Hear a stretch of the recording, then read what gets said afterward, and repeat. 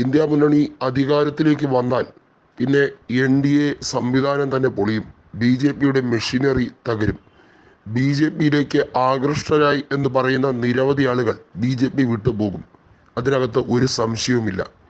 BJPക്ക് അധികാരം ലഭിച്ചില്ലെങ്കിൽ BJP വിട്ടുപോവുകയും നരേന്ദ്രമോദിക്ക് വലിയ രീതിയിലുള്ള രാഷ്ട്രീയ വനവാസത്തിലേക്ക് പോകേണ്ടി വരികയും ചെയ്യും.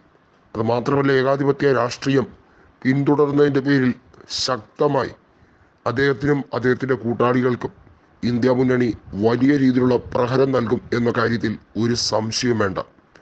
രാഹുൽ ഗാന്ധിയെ ഇന്ത്യ മുന്നണിയുടെ പ്രധാനമന്ത്രി സ്ഥാനാർത്ഥിയായി എല്ലാ പാർട്ടി നേതാക്കളും ഉയർത്തിക്കാട്ടിയത് വെറുതെ അദ്ദേഹത്തിനോട് ഇഷ്ടം കൊണ്ടോ അല്ലെങ്കിൽ കോൺഗ്രസ് മുന്നോട്ട് വരാനോ ഒന്നും ആയിരുന്നില്ല. ഒരു കോമൺ മിനിമം പ്രോഗ്രാം അതായിരുന്നു ആവശ്യം.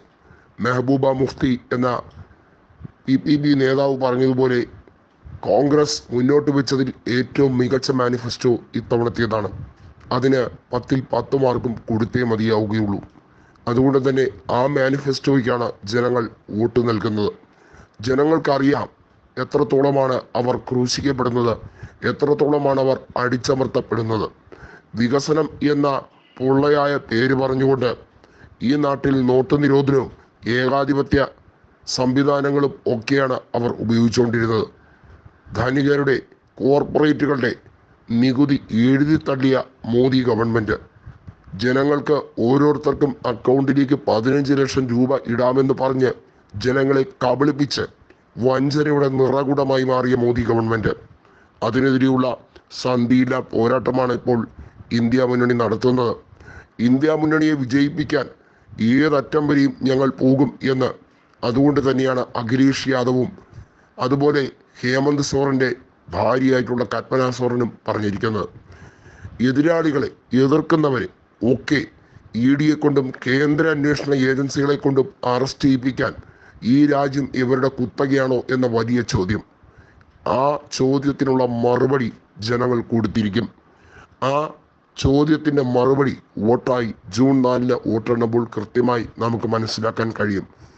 ഒറ്റയ്ക്ക് ഭൂരിപക്ഷം കിട്ടില്ല എന്നത് BJPക്ക് ഇപ്പോൾ തന്നെ മനസ്സിലായി കഴിഞ്ഞിരിക്കുന്നു. കേവല ഭൂരിപക്ഷം ലഭിക്കില്ല എന്ന് വന്നാൽ സഖ്യകക്ഷികളായി BJPക്കുള്ളിൽ നിൽക്കുന്നവർ വിലപേശാൻ തുടങ്ങും. തീർച്ചയായും മോദിക്ക് അത് തലവേദനയാകും.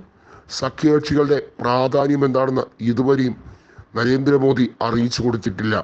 പക്ഷേ സഖ്യകക്ഷികൾക്ക് ഒരാവശ്യം വന്നാൽ അവർക്ക് യഥാർത്ഥത്തിൽ ഒരു പ്രധാനപ്പെട്ട റോൾ ഉണ്ട് എന്ന് മനസ്സിലാക്കിയാൽ തീർച്ചയായും അവർ വിലപേശും.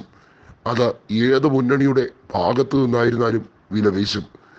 ഇന്ത്യൻ ഭരണഘടനയെ സംരക്ഷിച്ചുകൊണ്ടുള്ള എന്ത് വിട്ടുവീഴ്ചയ്ക്കും തയ്യാറാകാൻ ഇന്ത്യൻ നാഷണൽ കോൺഗ്രസ് തയ്യാറാകുമ്പോൾ BJPക്ക് മറ്റൊന്നും ചിന്തിക്കാൻ കഴിയാത്ത അവസ്ഥയാകും. തീർച്ചയായും BJP ഇരുട്ടിൽ തപ്പും എന്ന കാര്യത്തിൽ ഒരു സംശയവും വേണ്ട.